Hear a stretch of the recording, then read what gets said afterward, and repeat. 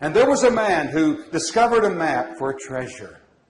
And this was supposed to be one of the greatest treasures that a human being could ever find. And so he takes the map and he studies the map and he sees the roads that go this way and the paths that go that way. And he begins to go and he makes his way all the way and he sees the point on the map where the treasure is supposed to be buried. And he finally arrives at that place and he's very excited. He can hardly contain. His pulse quickens. And he takes his shovel and he begins to dig. And he digs down and finally the point of the shovel hits something hard. It's the treasure chest. And again, he is more and more excited. And so he digs that chest and he puts it on the top of the ground. And he pries the top of the chest open. And inside the chest is a book. And the book is covered with dust and dirt. And he takes and he begins to brush off the dirt. And he sees the letter T. And he brushes some more. And he sees O. And he keeps brushing.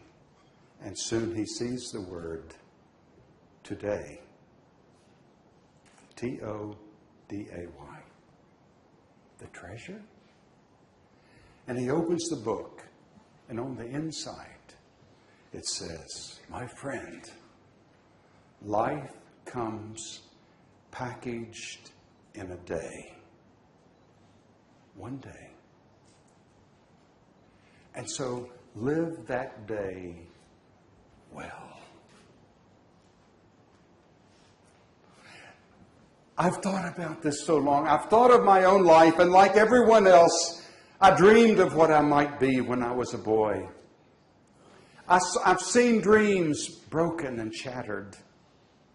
I've experienced those setbacks and those disappointments, but to think that each one of our lives happen in day increments. 1 day increments.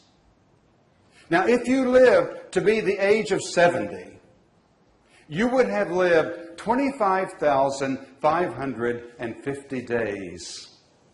I've lived more than that now. 25,550 days. Now, how do those days occur? Well, for most of us, we get up in the morning from a bed. And so if you could see yourself for a moment, that you get up from a bed, and then you go to the bathroom and you look in the mirror, mistake. It's the worst time in the world to look in the mirror. It's when you first get up. But you look in the mirror and then you get ready. You may greet the family. Then you make your way to work and you see certain people at work and you do certain tasks. You work at a certain job for a certain number of hours in the day. You have your meals, and then you come back. You might relax a little bit. You might go out with friends, or you might watch television or go to a movie, and then you come back and you get into bed. Now, I'm going to tell you something that you've never known. You're going to do that 25,550 times before you die. Isn't that brilliant? It's the same thing. You're going to see many of the same people. You're going to be doing many of the same things. If you're going to do that and you get to practice 25,550 times, it looks like you could get it right. Why can't we get that right? When we think of the story of our life, life that loves to happen, it's just going to happen in day increments. And those days are going to be remarkably the same. And so you get to make a decision. How am I going to do this day? How am I going to feel about the people who are in the day? Now, suppose you've got a really ornery one in the day. That's a problem. But what you got to think about is that even though you work beside somebody that you'd like to treat like a Quaker that I heard of. A Quaker said to a man that he didn't like very well, he said, "Friend, I love thee, but thou art standing where I'm about to strike." Now, sometimes we're with people that we feel just like that. We wish they, and if they were just gone, but they're not going to be gone. And what I've got to decide is, what's this going to do to my story?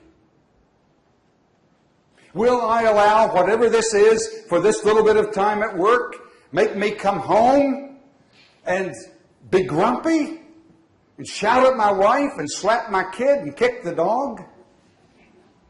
Is that the way we build a life? Life comes in day increments. And you've got all kinds of possibilities. The great Faber, the entomologist, who studied all these living creatures, all these living things, he found one group of caterpillars that were called processionary caterpillars. And the reason they were called processionary caterpillars is because if you imagine them on the top of a barrel, one would follow another around and around.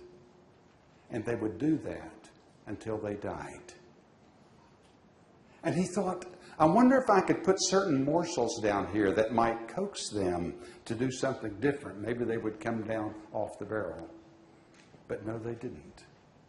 No matter what he did, they just kept going around and around until they died. Now, as a human being with life that loves to happen at work, you're not just going there doing the same thing every day. You're a human being. You're this remarkable creation. There's nothing in all the world that has the value that each one of you has. There's nothing that quite has the ability to laugh the way you can laugh and to cry the way you can cry.